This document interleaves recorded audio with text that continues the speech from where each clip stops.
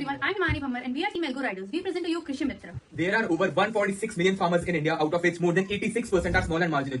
They face 20% crop loss due to unpredicted weather. 70% of them can't even interpret soil health card, and middlemen cut their profits by 20 to 25%. So by Krishi Mitra, we are trying to make a data-driven, fair and accessible support. With Krishi Mitra, farmers can interact in three ways. Chat, they can type their queries. Voice, they can speak in their own regional languages. Photos, images, they can upload their crop photos. And those 40% farmers who don't know how to use these features, Krishi Mitra provides a premium feature that they can call and interact with AI or AI also give them a live solutions about that. Okay, let me explain you about the user perspective how the web app works. So basically, after the user logs in, we have 5 features in which first one is trial model chatbot, then e-commerce website, weather app, and soil prediction. So based on that, all the functions will be performed. So this will be explained by Pratibha. Okay, so let me tell you about the backend of the complete technical flow. Now, as soon as the user is logging in, we are going to use React.js and OAuth for the authentication and sign up, and it will be connected with our database. Then we have 5 different features: multi-model AI chatbot, which is for which we are going to use RAG, and it will further have 3 different features. One will be your WAPI, one will be your Whisper AI, one will be your multilingual chatbot feature because of we are getting the native language support system also. Second will be the weather API. Third one will be the soil